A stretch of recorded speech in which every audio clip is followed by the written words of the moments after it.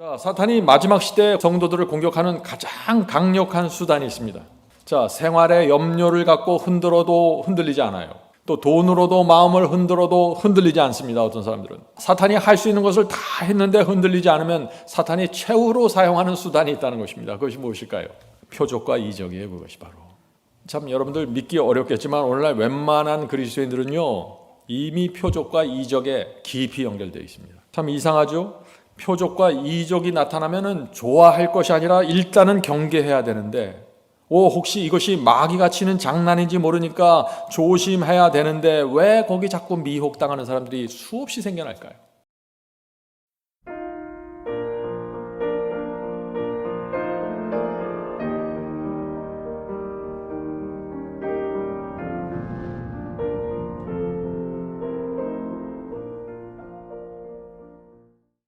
자, 오늘 제가 나눌 말씀은 지름길이 아니라 좁은 길로 가라 하는 건데 이건 제 2부에 해당하는 말씀이라고 생각이 됩니다. 지난 설교에서 우리는 마지막 시대 이 적은 숫자가 구원받는다는 사실을 확인했죠. 좁은 길로 가는 성도들의 숫자가 아주 적다는 사실을 우리가 확인했습니다. 예수께서 이 마태복음 24장에서 마지막 시대 문제를 이렇게 설명해 주십니다. 마태복음 24장 37절부터 39절입니다. 마태복음 24장 37절부터 39절. 노아의 때와 같이 인자의 임함도 그러하리라. 홍수 전에 노아가 방주에 들어가던 날까지 사람들이 먹고 마시고 장가들고 시집가고 있으면서 홍수가 나서 저희를 다 멸하기까지 깨닫지 못하였으니. 이것이 노아 홍수 때의 형편입니다.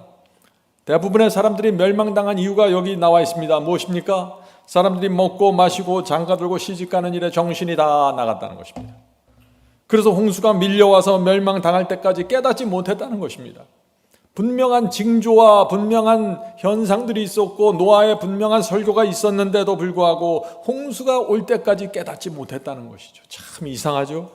사람들이 먹고 마시고 시집가고 장가가는 것이 그것이 죄가 되겠습니까? 그것이 죄가 아니죠. 그러나 하늘 도성 바라보지 않고 진리를 정확하게 보지 않고 일어나는 재림의 그 징조들을 정확하게 보지 않고 그냥 세상에 푹 빠져서 살았다는 것입니다.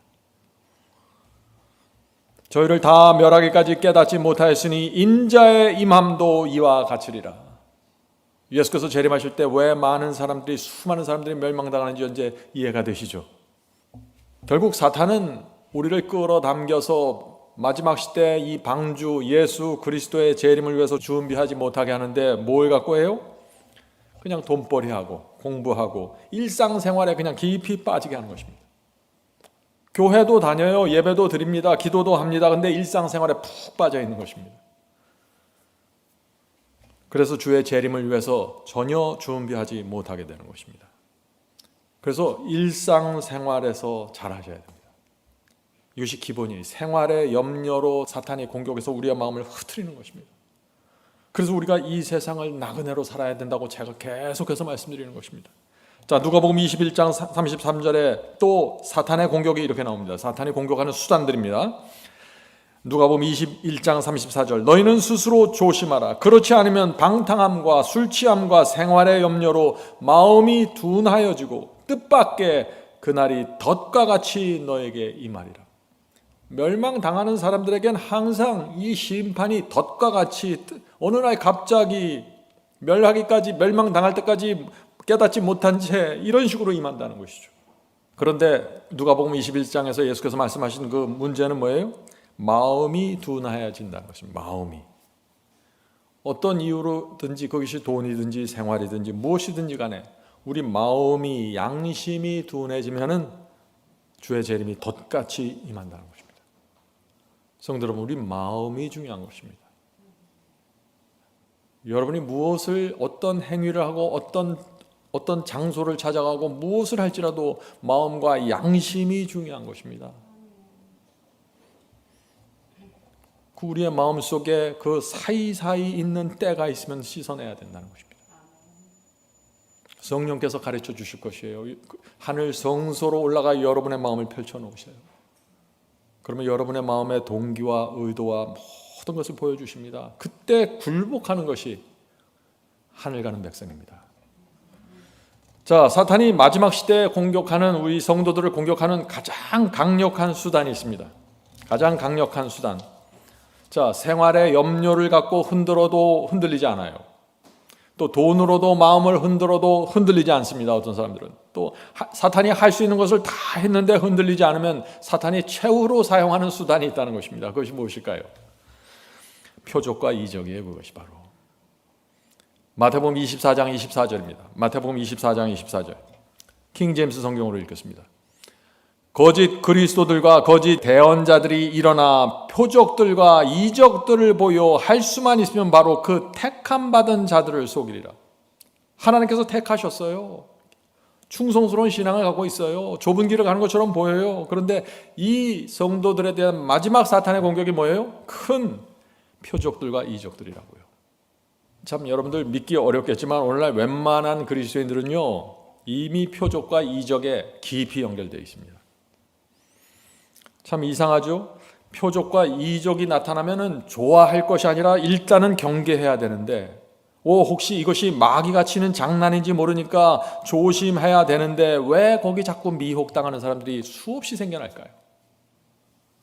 일단 오늘날 많은 사람들 마음속에 표적과 이적을 좋아해요. 나오면은 표적과 이적이 초자연적인 현상이 생기면 덥석 잡아버려요. 일단 생각하지 않고 와 하나님께서 나를 인정해 주시는구나. 내가 성령이 충만하니까 이걸 주셨구나 하고 아주 생각 없이 그냥 받아버리는 것입니다. 사실 교인들 중에 누가 마귀의 이적과 표적을 구하겠어요? 그런 사람은 전혀 없죠.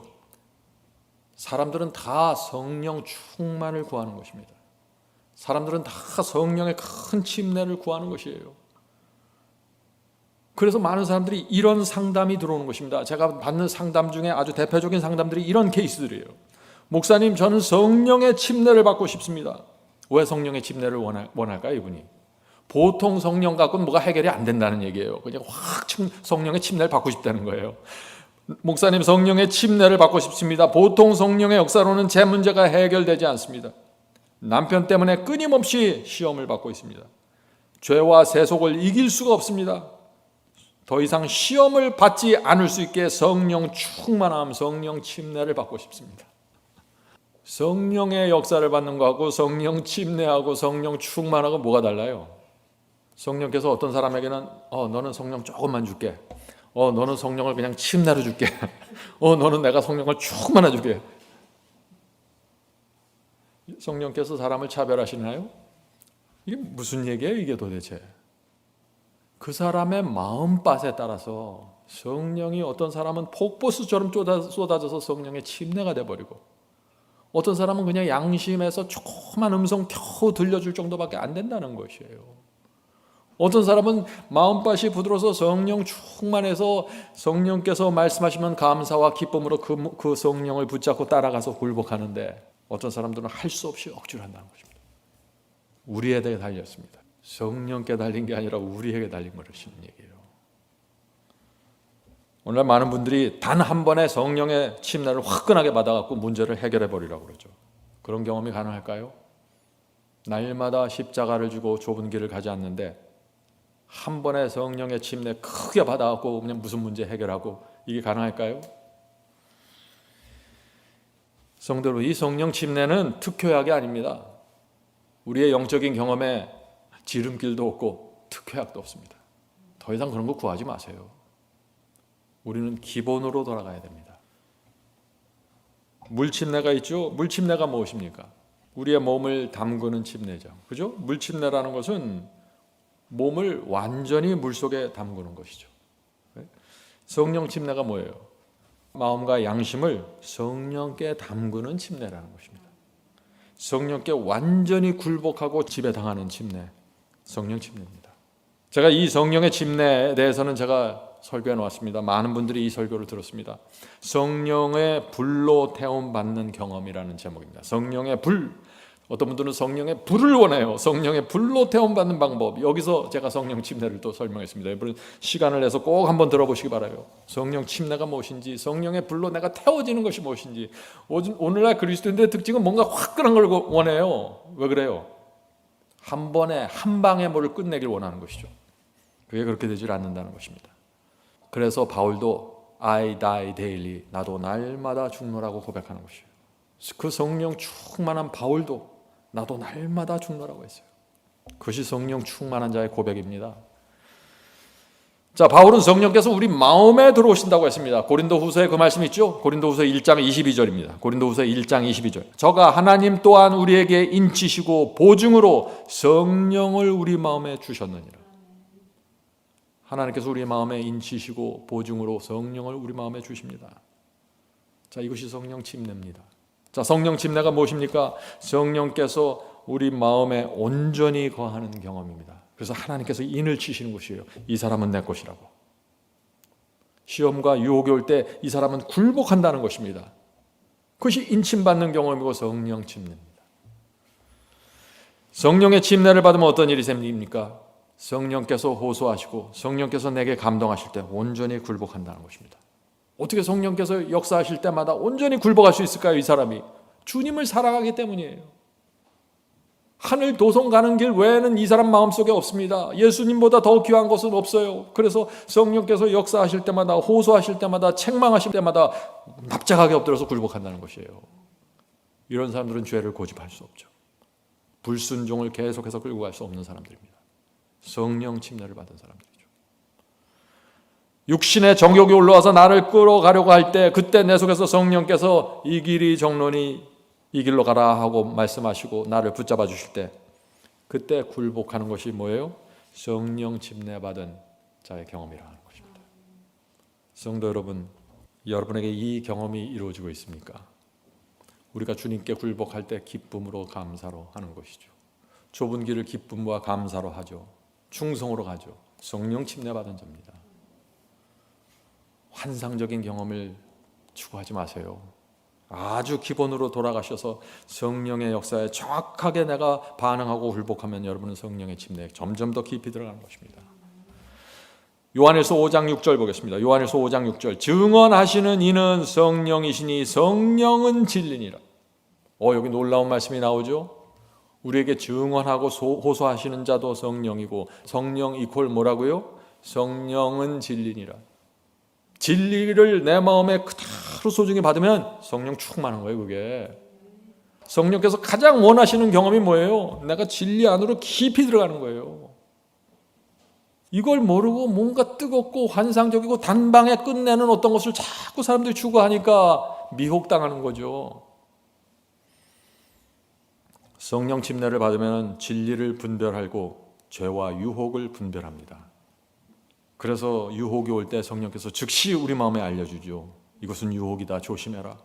마음을 낮추고 주님께 매달려라. 네 마음의 순결을 지켜라. 그런 식으로 말하지 마라. 그것은 거짓말이니 입을 닫아라. 이 성령의 역사에 온전하게 굴복하는 사람들이 성령 침례에 들어간 사람입니다. 성령의 인도하심을 어린 양이 인도하는 대로 어디든지 따라가는 자들. 14만 4천 경험 아니에요? 14만 4천이 성령 침례 받았나요? 그 경험이에요. 오늘 많은 사람들이 이 성령을 환상적인 능력으로만 자꾸 생각하려고 그래요. 잘 생각해 보세요. 성령은 어떤 힘이 아니라 성령은 인격체예요. 성령은 호소하시고 탄원하시고 안타까워하시면서 우리를 인도하시는 것입니다. 오랫동안 죄에 끌려다니는 분이 있습니다. 근데 그 죄가 너무나 싫어서 빠져나오고 싶은데 어떻게 빠져나와야 될지를 몰라요. 그래서 그 사람의 마음속에 나는 주님을 믿고 주님을 따르고 정말 성령의 호소를 들으면서 가책은 자꾸 받는데 내가 왜 여기서 빠져나가지 못할까 했을 때 이 사람이 찾는 게 뭔지 아세요? 이런 케이스에서 찾는 게 뭔지 아세요? 이런 케이스에서 찾는 게 성령 충만, 성령 침례. 불로, 성령의 불로 태움을 받고 싶다. 그런 거예요. 자기 힘으로 전혀 안 된다고 생각하는 것이죠. 참 저는 그게 뭔지 알아요. 저도 정말 회개하고 싶은데 회개가 안 되고, 정말 이 좁은 길을 기쁨과 감사로 따라가고 싶은데 그걸 안 돼 갖고 억지로 정죄받는 심령으로 따라가는 그런 기간이 있었어요. 제가 젊었을 때. 저는 그래서 그런 분들에게 깊은 동정을 느낍니다. 제가. 사탄은 그런 사람들, 주님을 따라가려고 하는데 그게 마음대로 안 돼서 혼돈하고 고민하고 마음에 어려움이 있는 자들에게 접근해서 성령을 이상하게 왜곡시킨다는 것입니다. 단 한 번에 끝나는 어떤 특효약처럼 그렇게 전달하려고 애를 쓴다는 것이죠. 오늘날 그리스도인들은요, 성령 충만하신 예수님께서 기적과 표적을 행했기 때문에 성령이 충만하면 기적과 표적이 나와야 된다라고 생각해요. 아주 단순한 공식이죠. 자, 그런 말씀이 성경에 실제로 있어요. 그러니까 그런 사람들이 믿는 거죠. 자, 사도행전 2장 22절 킹제임스 성경으로 보겠습니다. 사도행전 2장 22절. 너희 이스라엘 사람들아, 이 말을 들으라. 너희도 스스로 아는 바와 같이 하나님께서 나사렛 예수를 통하여 기적들과 이적들과 표적들을 너희 한 가운데서 행하사. 많은 사람들이 이것을 보면서 예수께서 기적과 표적과 이적을 행하시니 나도 예수님 같은 이런 기적과 표적을 하고 싶다. 나도 예수님처럼 성령 충만하면 나도 이런 이적을 할 수 있겠지라고 생각하는 것입니다. 표적들을 너희 한 가운데 행하사 그분을 너희 가운데서 하나님의 인정받는 사람으로 삼으셨느니라. 마지막 이 말을 마음에 두질 않아요. 앞에 나오는 표적과 이적에만 집중하고 하나님께서 어떤 사람을 인정하실까요? 하나님께서 어떤 사람을 인정하실까요? 하나님께서 인정하는 사람에게 기적과 이적과 표적들이 나타난다는 거예요.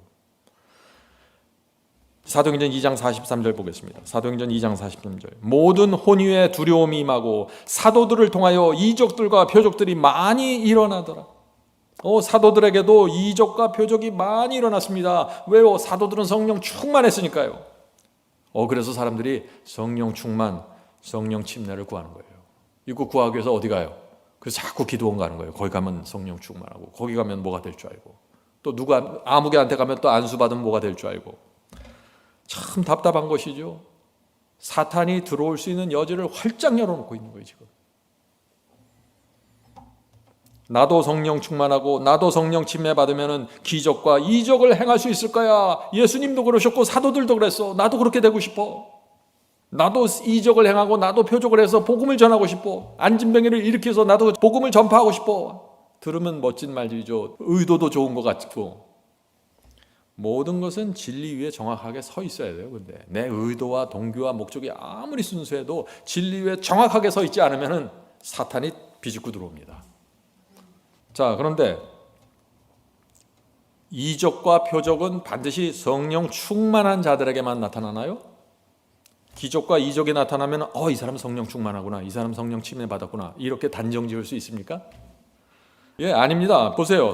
데살로니가 후서 2장 9절부터 10절입니다. 데살로니가 후서 2장 9절부터 10절.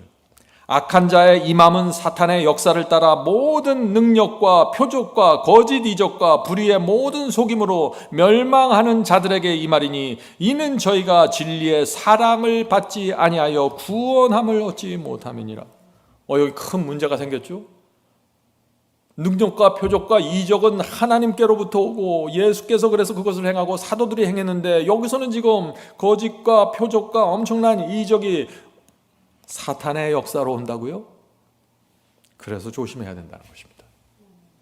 멸망당하는 자들에게 불의의 속임으로 나타난다는 것입니다. 이것이. 왜요? 멸망당하는 자들의 불의의 속임수로 나타났어요. 왜 그랬어요? 근데 이유가 뭐랬어요? 이는 왜냐하면 저희가 진리의 사랑을 받지 못하였습니다. 성도 여러분, 진리를 떠나는 순간, 진리에서 빗나가는 순간 능력과 표적과 기적으로 사탄이 우리를 공격한다는 것입니다. 그래서 속여버린다는 것이에요. 심지어 택한 자까지도. 진리가 중요합니다. 진리의 사랑을 받지 않으면 안 된다 그랬어요. 참 바울이 참 기가 막힌 표현을 했어요. 이 멸망당하는 이적과 기적으로 멸망당하는 사람이 왜 멸망당했어요? 그들이 진리의 사랑을 받지 않았기 때문이라고. 진리의 사랑을 받지 않는다는 게 뭐예요? 이 사람들은 진리를 들었어요. 깨달았습니다. 그런데 진리를 사랑하고 소중히 품고 순종하지 않았다는 것이에요. 따라가지 않았어요. 다 깨달았어요. 이해했어요. 그런 거구나. 참 좋네. 진리 멋있다. 체계적이구나. 순종하지 않아요. 근데 이리저리 핑계대면서 말씀대로 살지 않습니다. 사탄은 그런 사람들을 놔두질 않아요. 그들의 열매로 그들을 알지니. 하나님의 진리를 들었으면 열매가 있어야 되는 것입니다. 열매가 맺어지지 않으면 사탄이 치고 들어옵니다. 뭘로 치고 들어와요? 기적과 이적과 표적으로. 택한 자라요. 진리를 정확하게 깨달았어요. 따라가려고 애를 썼던 사람들입니다. 성도 여러분, 다시 말씀드리지만 성령 침례, 성령 충만은 단 한 번의 특효약이 아닙니다. 날마다 자기를 부인하고 십자가를 지는 것입니다. 이 세상 부귀영화 버리고 하늘 도성 바라보면서 나그네로 사는 것입니다. 이것이 성령 충만이에요. 저희 교우들 중에 정말 이 세상에서 내가 하늘 가는 나그네로 살겠습니다 하고 마음을 하나님께 바친 사람들, 성령 충만한 것입니다. 왜 그런 확신을 갖지 못해요? 성경이 말하고 있는데. 오늘날 수많은 사람들이 하나님의 음성을 듣는다고 합니다. 환상을 보고 기적을 경험했다고 말합니다. 또 안수해서 병을 고치고 귀신을 쫓아내고 있습니다. 그러면서 이것이 진짜 신앙이다, 그렇게 말하죠. 마지막 사명은 이것 때문에 많이 구박받습니다. 마지막 사명은 진리가 있고 말씀을 정확하게 전하는데 귀신을 쫓아내는 일들이 없잖아. 마지막 사명에 가면 마지막 사명 사람들 잘 방언 안 하잖아. 자꾸 구박을 받아요. 진리를 정확하게 알아야 된다는 것입니다. 잘 생각해 보세요. 마지막 시대의 교회는 대다수의 교인들이 멸망당하는 라오디게아 교회입니다. 근데 그 교회 문제를 예수께서 딱 세 가지 말씀하잖아요. 뭐예요? 기적이 없는 게 문제예요? 표적이 없는 게 문제예요? 그게 문제가 아니에요. 불로 연단한 믿음이 없지 않니 니들? 이게 첫 번째 문제예요. 시련 속에서 믿음을 견고하게 지키는, 인내로 믿음을 지키는 그 신앙이 없다는 것이에요. 그래서 라오디게아 교인들이 멸망당하는 것이에요. 두 번째 뭐예요? 흰 옷을 입고 있지 않잖니 너희들. 의의 옷, 신부의 옷을 입고 있지 않다는 것입니다. 알고 있는 죄, 알고 있는 불순종을 마음에 품고 있다는 것이에요. 그래서 의의 옷이 벗겨졌다는 것입니다. 셋째, 안약이 없다는 것입니다. 눈에 안약을 사서 바르라. 영을 분별하지 못해요. 귀신의 영인지 진리의 영인지 분별하지 못하는 거예요. 이 세 가지가 라오디게아 교회에 주신 하나님의 처방책입니다. 표적과 이적이 아니에요. 자신이 알고 있는 진리대로 마음과 생애를 하나님께 바치지 않았는데, 어떤 사람이 귀신을 내쫓고 어떤 사람이 계시를 보고 있으면 위험하다는 것입니다. 사탄의 장난일 가능성이 굉장히 높다는 것입니다. 자, 이제 질문 드립니다. 그러면 자, 성령은 어떤 사람들에게 그렇다면 함께 하실까요? 성령께서는 어떤 사람에게 능력과 은사를 주실까요? 중요한 질문이죠. 성령께서 능력과 은사를 주시는 것도 사실이잖아요. 그러니까 어떤 사람이 받는지 정확하게 알아야 된다는 것입니다. 이 질문에 성서적인 대답을 갖지 않으면요, 마지막 시대 다 미혹당하게 됩니다. 짐승의 표 환란 때 사탄이 하늘에서 불이 내려오는 이적을, 거짓 이적으로 온 세상을 미혹한다 그랬어요. 하늘에서 불만 내려올까요? 온갖 이적과 표적이 온 세상에 나타날 거예요. 그럴 때 그런 이적과 기적이 어떤 사람들에게 임하는지, 이것을 성경으로 정확하게, 성령의 능력이 어떤 사람에게 임하는지 정확하게 알아야 된다는 것이죠. 성경의 대답은 단순해요. 순종하는 사람에게 임한다고 대답해요. 사도행전 5장 32절입니다. 사도행전 5장 32절. 우리는 이 일의 증인이요, 하나님이 자기에게 순종하는 자들에게 주신 성령도 그러하니라 하더라. 성령이 누구에게 임한다고요? 순종하는 자들에게요.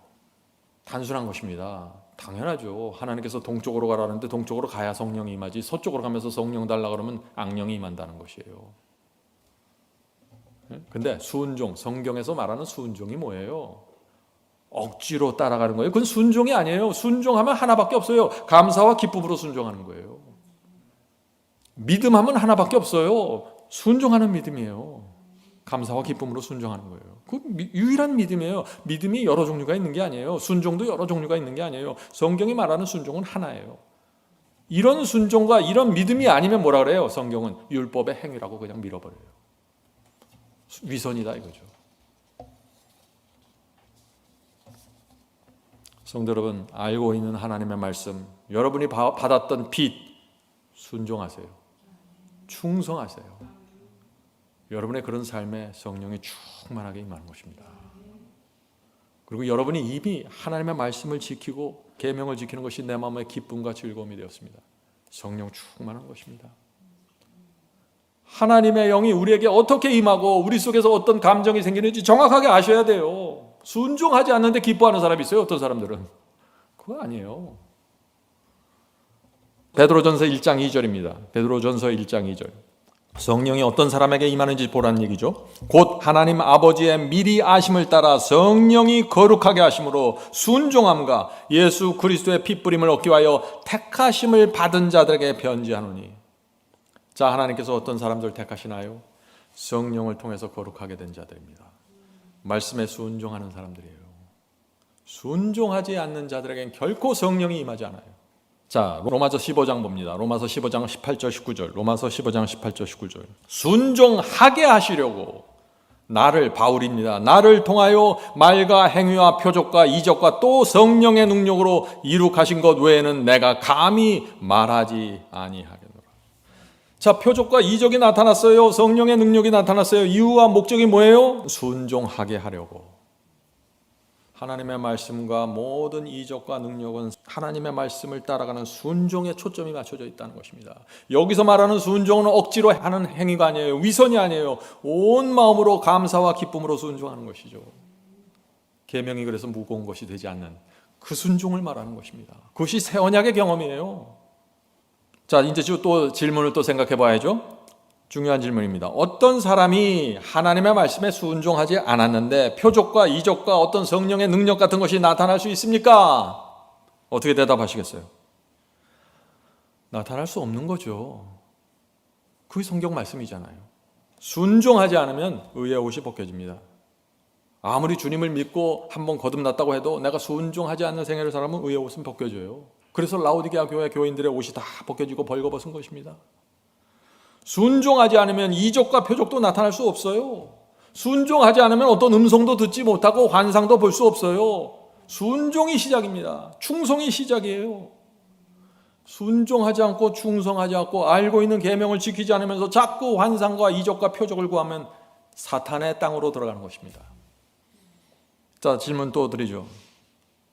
만일 그런데 순종하지 않고 있는 사람이 있는데 그 사람에게 표적과 이적이 나타나면 그것이 무엇이에요? 그것이 사탄의 장난이라는 거예요. 단순해요. 이게 영을 분별하는 방법이에요. 성령께서 그 마음속에 있는 증오와 미움을 버리라고 호소하시는데 그것을 끝까지 붙잡고 있는 사람에게 환상이 나타나고 성령이 나타나고 귀신을 쫓아낼 수 있을까요? 없다는 것이에요. 그런데 만약 어떤 사람에게 미움이 있고 증오가 있고 원망이 있어서 그걸 놓지 못하고 계속 끌려다니는데 그 사람에게 환상이 나타나고 이적이 나타나고 병을 고치고 귀신을 쫓으면 그게 뭐예요? 마귀가 던져주는 것입니다. 그래서 사도 요한은 마지막 시대 교회를 보면서 강력한 경고를 하는 것입니다. 마지막 시대 교회는 이렇게 될 테니까 조심하십시오. 이렇게 경고하는 거예요. 그게 뭐예요? 요한계시록 18장 2절입니다. 요한계시록 18장 2절. 무너졌도다 무너졌도다 큰 성 바벨론이요 귀신의 처소와 각종 더러운 영에 모이는 곳과 각종 더럽고 가증한 새의 모이는 곳이 되었도다. 이거보다도 더 참담하게 표현할 수 있어요? 이거 이상은 교회가 아니에요. 이거는 무당들이 노는 거지. 근데 이게 사도 요한이 본 마지막 시대 교회 모습이라는 것입니다. 그래서 이 마지막 시대 교회에 온갖 이적과 표적이 나타나고 있어요. 그런데 그것을 사람들은 성령의 은사고 성령의 이적으로 알고 그렇게 쫓아다니고 탐하는 것입니다.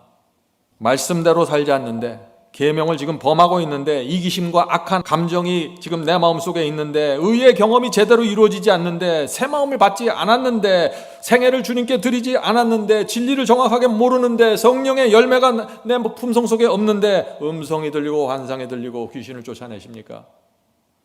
사탄에게 당한 것입니다. 조심해야 된다는 얘기죠. 성령의 은사처럼 보이는 거예요. 그래서 이게 참 기가 막힌 미혹이에요. 표적과 기적이 오는데 성령의 은사처럼 내게 임한다는 것입니다.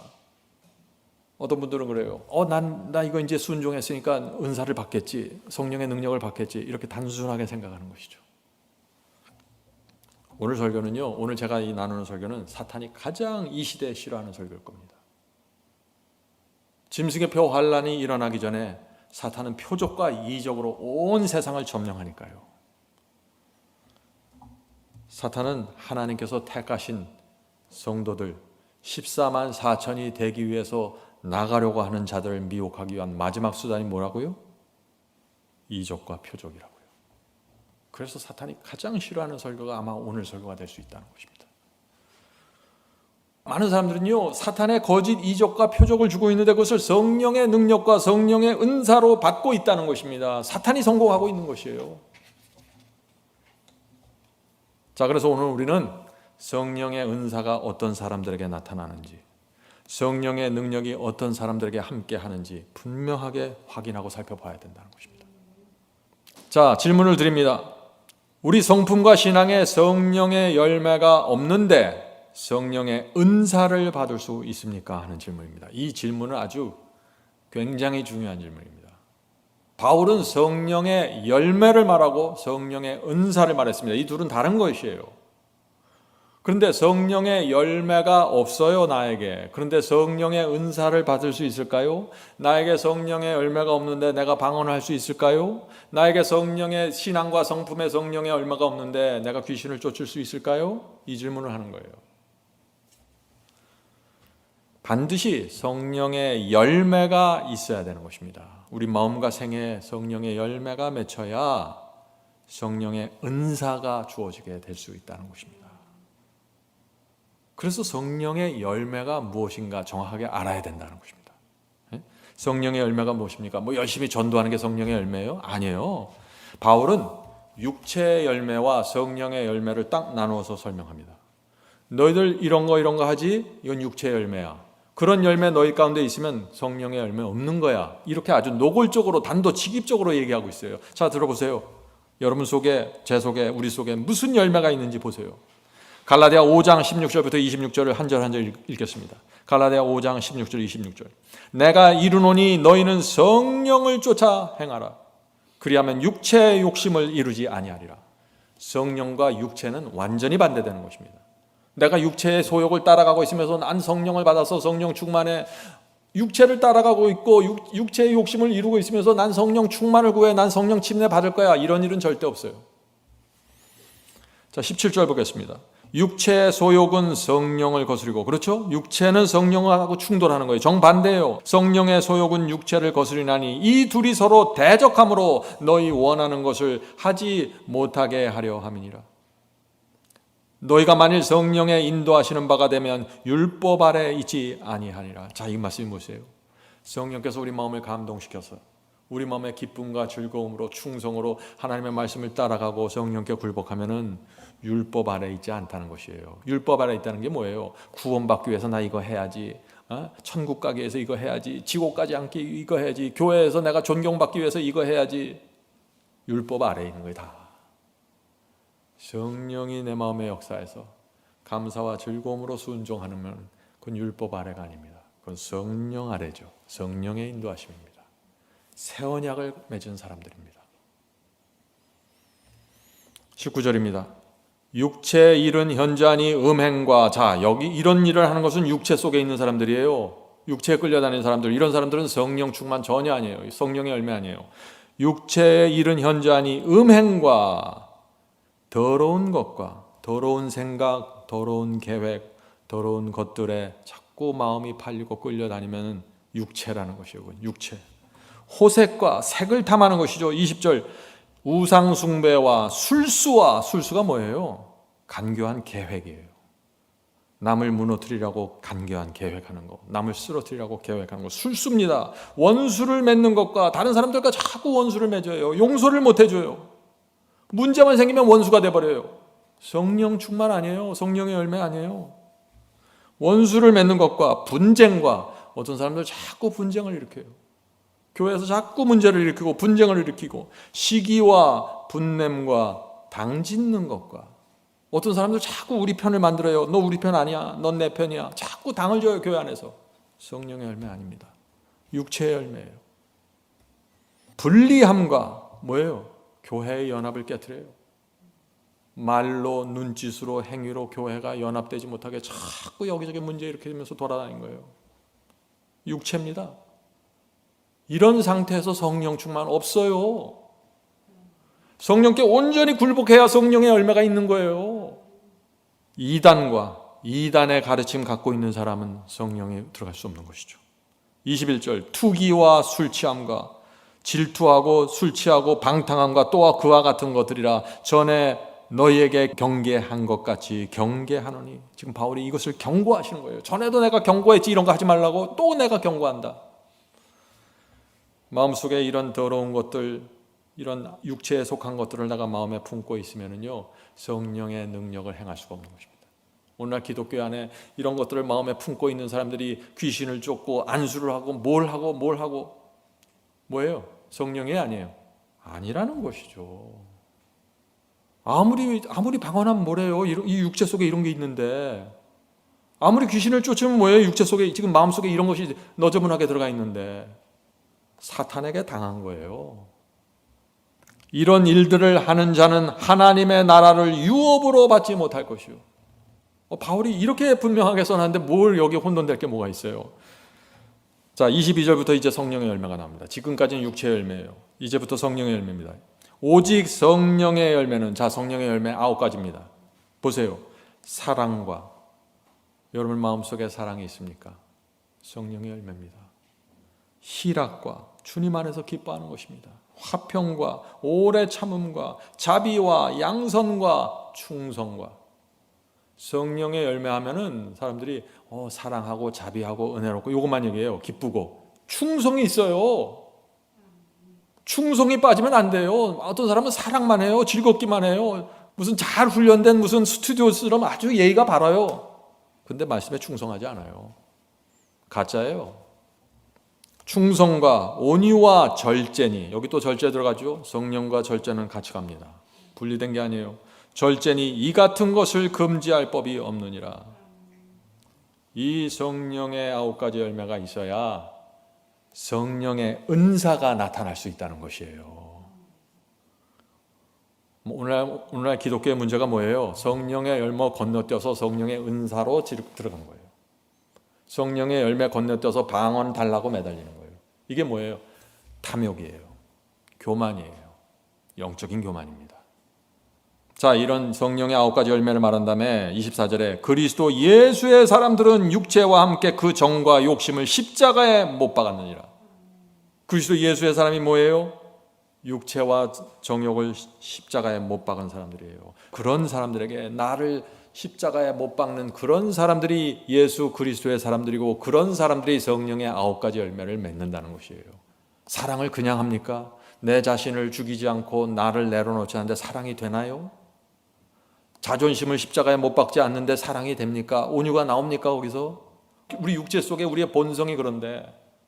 그래서 성령께서 내게 호소하시고, 성령께서 내게 감동하시고, 성령께서 내게 힘을 주시는 거예요. 그런데 그 성령의 역사를 가장 효과적으로 받아들이는 사람들이 누구라고요? 하늘 가는 나그네들입니다. 이 세상 버리고 주 예수보다 더 귀한 것은 없다고 고백하는 사람들. 그 사람들은 성령을 충만하게 받는 것입니다. 그래서 정과 욕심을 십자가에 못 박는 것도 가능하고 쉬워지는 것입니다. 이 경험으로 전혀 난 이거 모르겠다 하면 문제예요. 회개하셔야 돼요. 그런 사람들은 회개를 안 한 거예요. 다르게 바라볼 수가 없는 거예요. 회개를 진심으로 하면 이 경험이 오게 돼 있어요.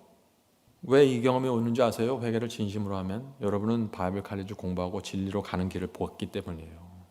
아무리 회개해도 진리가 정확하게 모르고 성령의 열매가 모르고 은사가 모르고 이거 전혀 혼돈되어 있으면 이 경험으로 깊이 들어갈 수가 없어요. 진리가 기본이에요. 그래서 25절입니다. 만일 우리가 성령으로 살면 또한 성령으로 행할지니 헛된 영광을 구하여 서로 격동하고 서로 투기하지 말지니라. 성도 여러분, 성령의 열매입니다. 성령께서 역사하실 때 이런 사람이 되는 거예요. 이런 사람들에게, 이런 성령의 역사가 이루어지는 사람들에게 성령의 선물이 주어진다는 것입니다. 그것이 은사예요. 은사. 은사라는 말은 왕이 주는 선물이라는 뜻이에요. 성령의 은사를 왕이 주는 선물로 표현해요. 왜 그렇게 표현할까요? 그 문제를 좀 살펴보죠. 자, 성령의 열매가 우리 생애와 성품 속에 맺혀져야 성령의 은사가 주어진다. 이 굉장히 중요한 진리입니다. 자, 그러면 성령의 은사가 무엇인가? 이것이 어떤 사람에게 주어지는가 확인해야겠죠? 자, 이거 확인하면 거의 이제 이 퍼즐이 풀려집니다. 자, 고린도전서 12장 8절부터 11절. 고린도전서 12장 8절부터 11절. 어떤 이에게는 성령으로 말미암아 지혜의 말씀을, 어떤 이에게는 같은 성령을 따라 지식의 말씀을, 다른 이에게는 같은 성령으로 믿음을, 어떤 이에게는 한 성령으로 병 고치는 은사를, 어떤 이에게는 능력 행함을, 어떤 이에게는 예언함을, 다른 이에게는 영들 분별함을. 자, 지금 어떤 이에게, 다른 이에게 계속 나오죠? 사람마다 다 은사를 달리 받는다는 거예요. 근데 제가 한국에 와보니까 다 똑같아. 다 방언 아니면 귀신 쫓는 거, 병 고치는 거. 어떻게 그렇게 똑같은지 모르겠어요. 벌써 수상하죠, 벌써. 수상한 거예요, 벌써. 진리가 아니면 다 수상해요. 드러나요. 어떤 이에게는 능력 행함을, 어떤 이에게는 예언함을, 어떤 이에게는 영들 분별함을, 다른 이에게는 각종 방언 말함을, 어떤 이에게는 방언들을 통역함을 주시나니. 자, 이런 은사들과 이런 성령의 은사 누구에게 줘요? 누구에게? 성령의 열매를 맺은 사람들에게. 그런데 성령의 열매만 맺기만 하면은 자기가 원하는 대로 이런 은사 다 받아요? 중요한 질문입니다. 성령의 열매를 맺으면 그 9가지 열매가 내게 있으면은 내가 원하는 은사 다 받을 수 있어요? 아니죠. 11절 보세요. 이 모든 일은 같은 한 성령이 행하사 그 뜻대로 각 사람에게 나눠주시니라. 내 뜻대로 받는 게 아니에요. 성령의 뜻대로 너는 뭐야 지정해 주시는 거예요. 그러니까 입 다물고 가만히 있으란 얘기예요. 기도원 가서 나 이거 주세요. 다 쓸데없는 얘기들이에요. 성령께서 다 하세요. 우리의 그릇과 우리의 열매와 우리의 생애와 우리의 달란트를 다 보시고 우리의 상황을 보시고 지금 이 상황에서는 이게 필요하구나. 오순절 성령을 받고 제자들이 방언을 구해서 방언을 받은 게 아니에요. 그들은 방언하는 건 뭔지도 몰랐어요. 그런데 하나님께서 방언을 터뜨려 주신 거예요. 그렇잖아요. 성령의 뜻대로, 하나님의 뜻대로 주시는 거예요. 그 상황에 방언이 필요하구나. 지금 내가 방언 줘야지. 그래서 제 마음에 자유가 있고 평화가 있는 것입니다.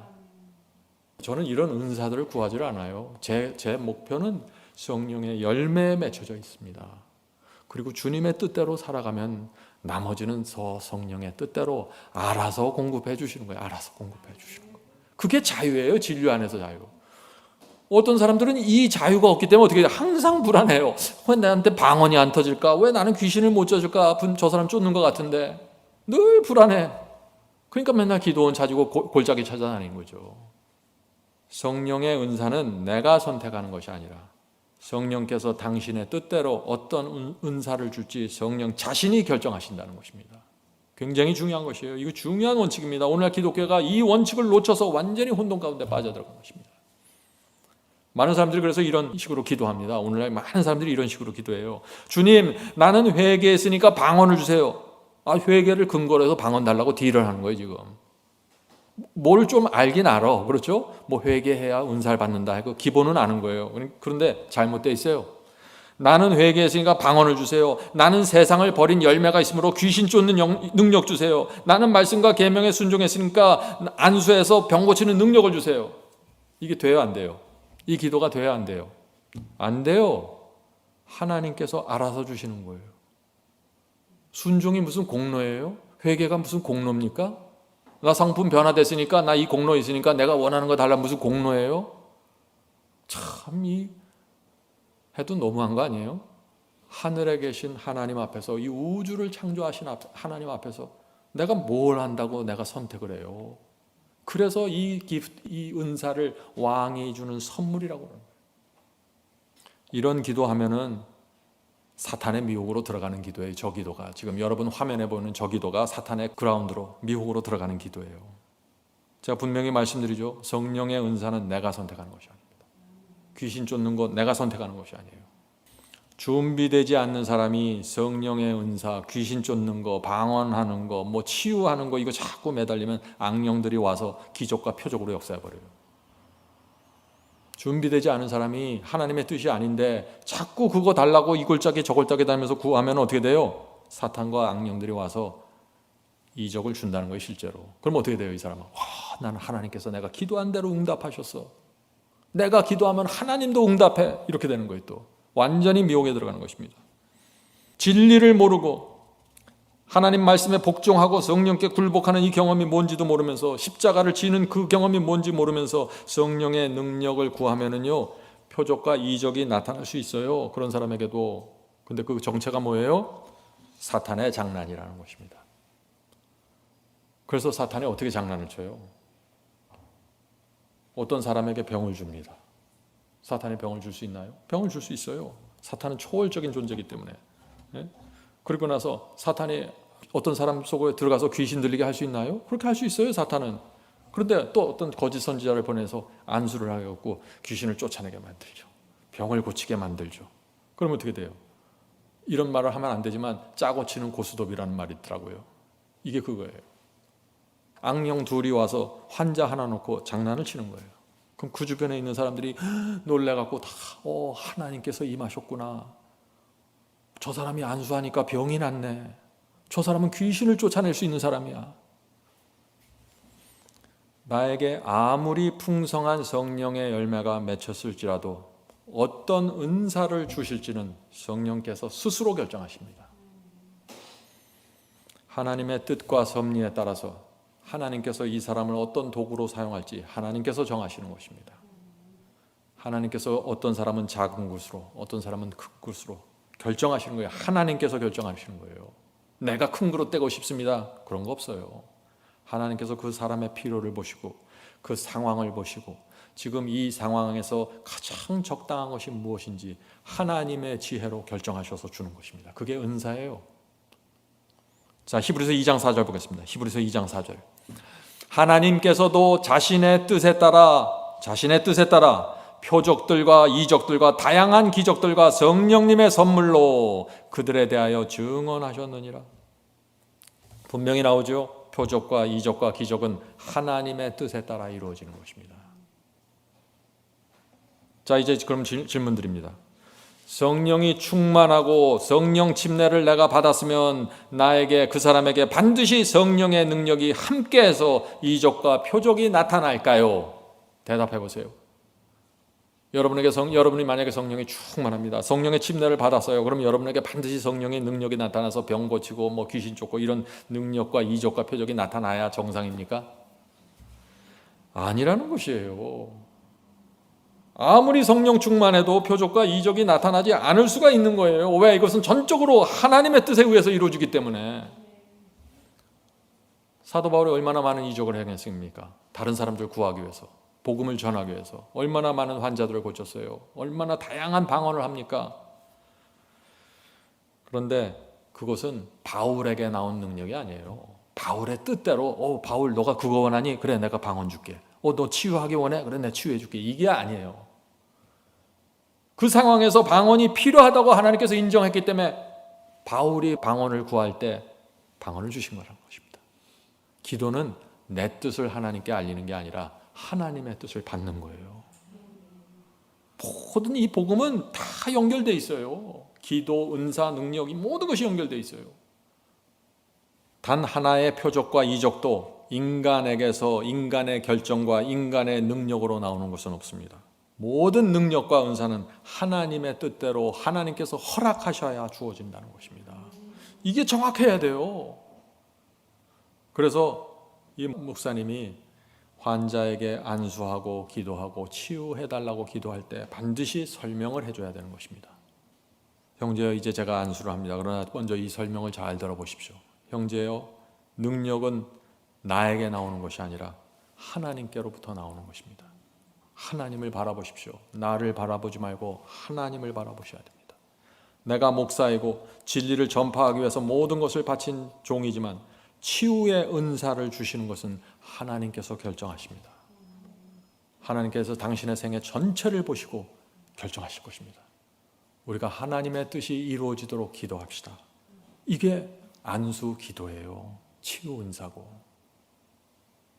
그러고 나서 이 목사는, 안수하는 사람은 환자에게 또 물어보는 것입니다. 형제여, 그대 마음속에 있는 모든 생각나는 죄들을 고백하시고 회개하십시오.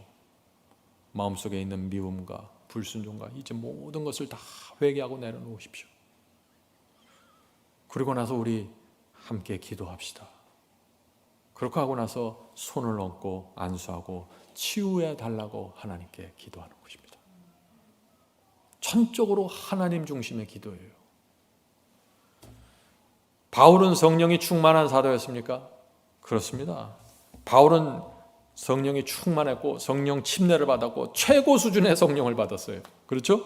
그런데 자기 몸에 병이 들고 육체에 가시가 있어서 병이 생겼습니다. 그래서 바울이 기도했습니다. 몇 번 기도했어요? 3번 기도했잖아요. 하나님께 나가 3번 기도했다고 그랬어요. 성령의 열매가 충만한 사도, 방언과 수많은 은사를 받은 종. 그런데 바울이 자기 몸이 아파서 이거 좀 고쳐달라고 하나님께 나가서 3번을 기도하는 거예요. 꼭 3번까지 해야 돼요? 한 번 했을 때 바로 고쳐주셔야지. 근데 3번이나 기도했는데 하나님께서 바울을 고쳐주셨어요? 안 고쳐주셨어요? 치유하지 않으셨어요. 이유가 뭘까요? 이렇게 바울은 자신이 치유되지 않는 이유를 이렇게 설명합니다. 자, 고린도후서 12장 7절입니다. 고린도후서 12장 7절. 여러 계시를 받은 것이, 바울 자기가 여러 계시를 받았다는 거죠. 여러 계시를 받은 것이 지극히 크므로 너무 자만하지 않게 하시려고 내 육체의 가시 곧 사탄의 사자를 주셨으니 나에게 질병을 줬다. 이거 육체의 가시를 주었다는 것이죠. 이는 왜냐하면 나를 쳐서 너무 자만하지 않게 하려 하심이라. 역시 사도 바울이에요. 어떤 사람은 다른 사람 같으면 어떻게 말할까요? 하나님 너무하십니다. 제가 지금 복음을 전하기 위해서 먹지도 못하고 배가 파손되고 얻어맞으면서 감옥에 투자되면서 이렇게 뛰어다니고 있는데 이거 하나 안 고쳐줘요? 근데 바울은 그렇지 않아요. 응답이 안 되는 걸 보고 바울은 즉시 하나님의 뜻은 다른 데 있구나.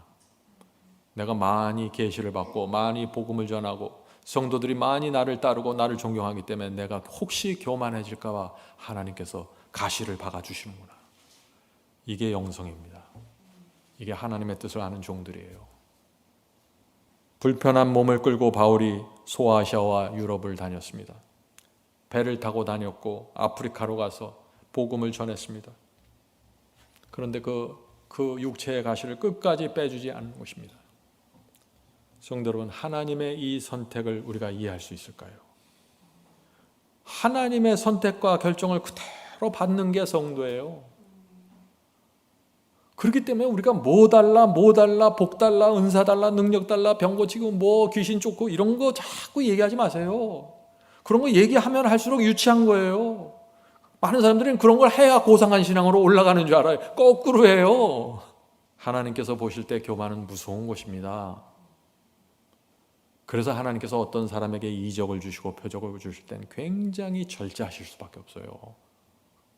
바울이 교만해진다는 거 상상하실 수 있어요, 여러분? 바울이 교만해져? 그럼 말이 돼? 하나님께서는 그런데 이걸 보시는 거예요. 바울도 어떤 계시를 여러 번 받았기 때문에 하나님께서 바울이 교만해질까 봐 기도를 응답하지 않아 주시는 거예요. 그런데 사람들에게 함부로 하나님께서 능력을 주고 치유 주고 뭐 병 고치고 그냥 그들이 안수하면 뭐 귀신이 쫓아나가고 하나님께서 그렇게 하실 것 같아요? 자동차 하나만 바꿔도 목에 힘이 들어가는 게 인간인데 아파트 평수만 넓어져도 목에 힘 들어가잖아요. 교회에서 무슨 직책 받으면 그냥 어깨에 힘이 들어가고. 하나님을 모르는 거예요. 하나님을 몰라도 너무 모르는 거예요. 성령의 은사와 능력에 대한 오해에서 벗어나시길 바랍니다. 제가 정말 간절한 마음으로 부탁드립니다. 능력과 표적에 대한 성경의 진리를 정확하게 보지 못하면 사탄에게 당해요. 오늘 나누는 이 설교가 굉장히 중요한 설교입니다. 마지막 시대 사탄의 미혹을 꿰뚫어보는. 내가 성령 충만해서 능력을 받는 게 아니에요. 하나님의 뜻대로 그 능력이 필요하다고 생각되면 이루어지는 것입니다. 그래서 우리 마음에 평화가 있고 우리 마음에 자유가 있는 거예요. 내가 성령이 충만해서 능력을 받고 내가 성령의 침례를 받아서 무슨 귀신을 쫓으면 항상 불안해야 돼요. 우리는 더 충만해야지, 더 침례 받아야지. 그게 아니라는 거예요. 우리가 성령을 부리는 것이 아니라 성령께서 우리를 지배하고 부르시는 거예요. 우리가 종이고 성령이 주인이에요. 우리가 요구하는 대로 성령이 일하는 게 아니에요. 너무나 당연한 건데 오늘날 기독교인들이 이 사상을 이해하지 못하는 거예요, 지금. 그래서 우리는 하나님의 결정과 선택을 조용히 기다리면서 먼저 그 나라와 그 의를 구하라. 그리하면 다 하나님께서 채워주신다 그랬잖아요. 먼저 그 나라와 그 의를 구하면서 좁은 길을 그냥 가세요.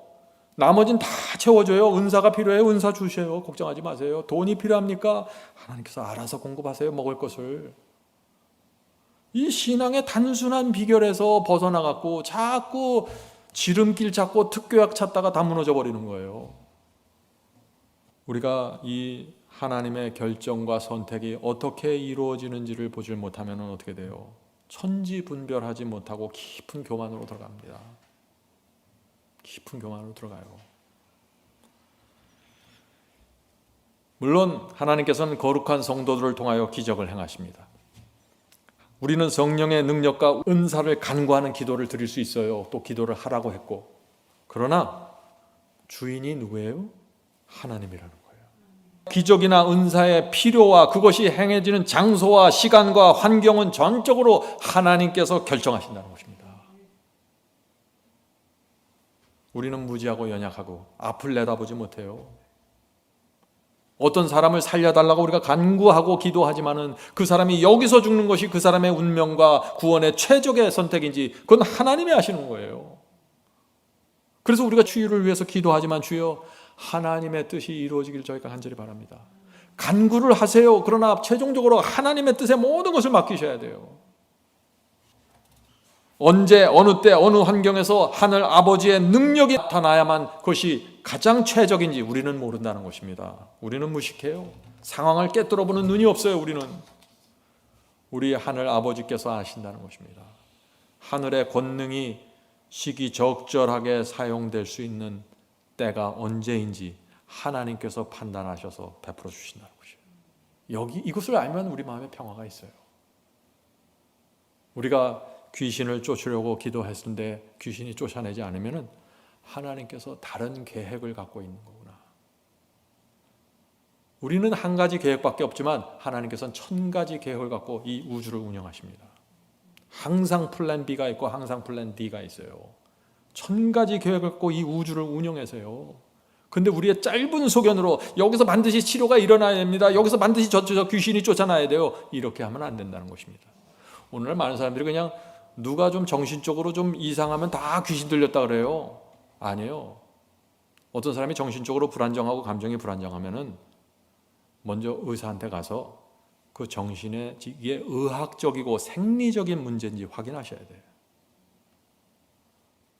그 사람이 어떤 우울증 때문에 그런 증상이 나왔으면은 우울증 약을 먹으면 날 거 아니에요. 성도 여러분, 귀신 들리면은요 우울증 약 먹는다고 낫는 거 아니에요. 그렇잖아요. 우리가 배가 아파서 문제가 생길 수도 있고 뇌가 아파서 문제가 생길 수도 있어요. 이것을 기본적으로 인정을 해야 돼요. 그냥 뭐 두뇌에서 문제만 생기면 그냥 귀신 들렸다, 뭐 하나님께 능력을 받았다. 그래서 사탄이 갖고 노는 거예요. 그래서 우리가 하나님의 능력과 성령의 은사를 구할 때 예수께서 들으셨던 그 기도의 패턴을 받아갖고 기도해야 된다는 것입니다. 이렇게 기도해야 됩니다. 하나님, 당신의 영광을 위해서 성령의 은사를 간구합니다. 내 영광을 위해서 내가 뭐 하는 것을 보여주기 위해서가 아니에요. 전적으로 하나님의 영광을 위해서 성령의 은사를 간구합니다. 하나님께서 보시기에 합당하시면 저희의 소원을 들어주시옵소서. 하나님께 간구를 저희가 드리지만 제 뜻대로 마옵시고 아버지의 뜻대로 하옵소서. 이것이 하나님의 위대하심을 아는 성도의 기도입니다.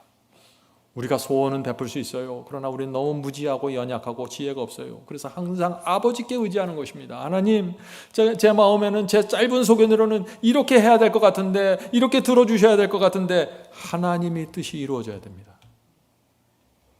뜻이 하늘에서 이루어진 것 같이 땅에서도 이루어지게 하옵소서. 아멘. 이런 기도를 드리면은 하나님께서 얼마나 자유롭게 응답하실까요? 어떤 때는 막 울면서 며칠을 밤새우지 않고 그거 낫게 해달라고 막 땅을 치면서 기도해요. 그러면 하나님께서 응답하지 말아야 되는데 이 기도는 얼마나 마음 아프겠어요. 하나님의 마음을 아프게 하는 기도 드리지 마세요. 하나님께 자유를 드리세요. 자유롭게 선택하고 자유롭게 결정할 수 있는 자유의 권리를 드리세요. 그런 기도가 정말 하나님의 마음에 기쁨을 드리는 기도예요. 성도 여러분, 기적과 능력을 함부로 탐하지 마십시오. 사탄이 들어와서 휘짓고 돌아다닙니다. 저희 교회에 그런 일이 생기지 않기를 바랍니다. 형제 여러분, 어떤 환자를 치유하는 은사, 귀신을 쫓아내는 이 영적인 일에도 분수가 필요해요. 분수를 지켜야 돼요. 분수를. 오늘 많은 사람들이 하나님의 음성을 듣고 방언을 하고 귀신 쫓은 능력을 계속해서 구하는 거예요. 그래서 여기저기 다니고 하면서 귀신 들리고 완전히 사탄의 미혹에 그냥 들어가 버리죠. 오늘 말씀을 여러분들 잘 새기고 들어보셔야 돼요. 이게 하나님의 성품과 하나님께서 역사하시는 마지막 시대 큰 기준이 오늘 설교 가운데 있습니다. 오늘날 기독교의 은사와 능력에 대한 혼돈이 이렇게 깊은 이유가 무엇일까요? 많은 경우에 목회자들, 설교자들 책임이에요. 설교자들이 어떤 설교를 해요? 신자들에게 자꾸 부추기는 거예요. 기적과 은사를 부러워하고 그것을 탐하도록 자꾸 설교를 하는 거예요. 네? 당신도 안수받고 성령 충만하면은 귀신 내쫓을 수 있어. 할 수 있어 당신도. You can do it. 그러는 거예요. 네? 성령 충만 받으면 어떤 병도 고칠 수 있습니다. 자꾸 단상에서 이렇게 설교하는 거예요. 그러니까 사람들이 나도 성령 충만 받아야 될 텐데 성령 충만 받고 귀신 내쫓고 안수하고 병이 나야 개척교회가 생기지, 교회가 세워지고 사람들이 모이지. 자꾸 이렇게 유혹을 주는 것입니다. 이런 설교들 받아들이면요 악령이 찾아옵니다. 이적과 표적을 탐하게 만드는 설교 조심하셔야 됩니다. 성도 여러분, 제가 이제 마치도록 하겠습니다. 우리는 진리에 순종함으로 성화되는 사람입니다. 성령께서 우리 마음에 역사하실 때 굴복하고 죄를 버리는 것이 성령 충만입니다. 단순해요. 여러분들이 이미 그 경험을 이해하실 거예요. 복음의 순수함으로부터 마음을 떠나게 하는 것들을 조심하세요. 어떤 사람들은 막 음악을 크게 해갖고 막 뜨거운 감정과 뜨거운 못을 줘서 거기에 매달리게 해요. 그래서 계속 교회만 가면 큰 음악과 요란한 못을 악기를 동원하게 되는 것이죠. 그럼 사람들이 흥분하고 자극돼서 교회 나올 때 오늘 성령이 충만했다 그렇게 생각하는 것이죠. 그리고 돌아가서 그냥 죄 짓고 불순종하고 마음대로 이기적이고 싸우고 살아가는 거예요. 아닙니다. 표적과 이적으로 또는 어떤 음악으로 우리의 감정을 놀라게 하고 자극하게 하는 것은 의의 경험이 아닙니다. 의의 경험은 진리를 사랑하는 것이고 진리에 충성하는 것입니다.